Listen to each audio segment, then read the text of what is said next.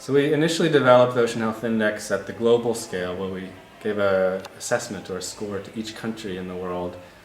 But that doesn't really help regional applications or countries tap into the best available information and data and policy context of that region. So recently we've started to develop several local or regional scale applications of the index, and the Baltic is one of the first in that list of groups that we're working with.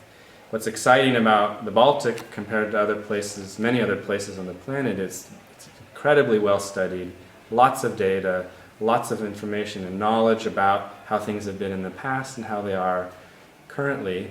And that provides a really rich set of information to incorporate into the index and provide what we think will be a really innovative adaptation of our global framework to a regional context. ICs can in many ways benefit from this initiative. Let's make that very clear. To make it legitimate, you need broad stakeholder engagement. You need to make sure that all the people that will be affected agree with the process that's set up. Now, I think the Baltic Health Index helps in terms of setting the ground and the debate, but you need people to buy in. And so that's where I think ICs can help and would love to work with the Baltic Health Index group. But we really need to think about how we make it operational and how we get make it legitimate. We have so far been concentrating quite much on the state of the sea and on the pressures and impacts of these pressures in the sea while assessing. And now I would say that the Baltic Health Index is concentrating more into the benefits and from the point of view of the use of the sea, benefits to the people or to the population. And this is a new aspect, and I think it could be combined together to bring an even more holistic view.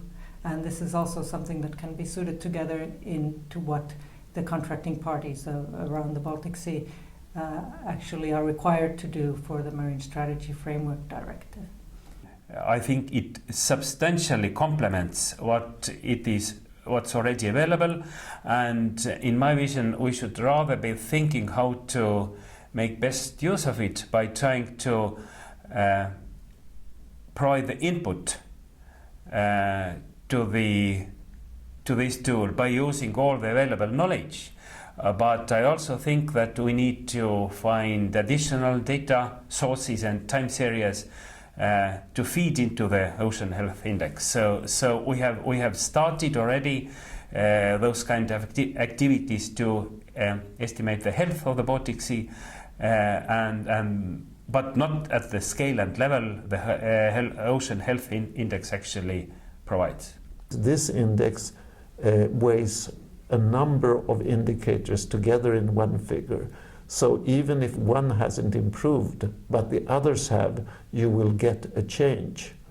And this is perhaps a more optimistic way of looking at things that can give people an earlier feeling that we're having an improvement.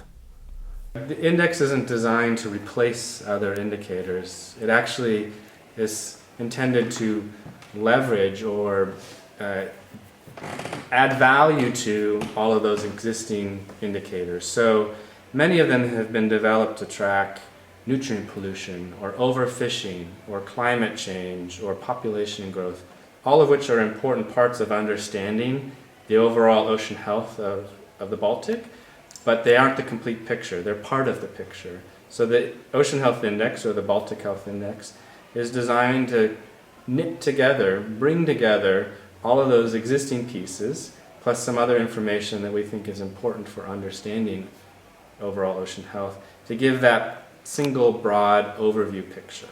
That doesn't mean you can't also dive in and go back to those specific indicators or information that's already been developed, but the index is trying to pull that all together into one single comprehensive overview of how the Baltic is doing.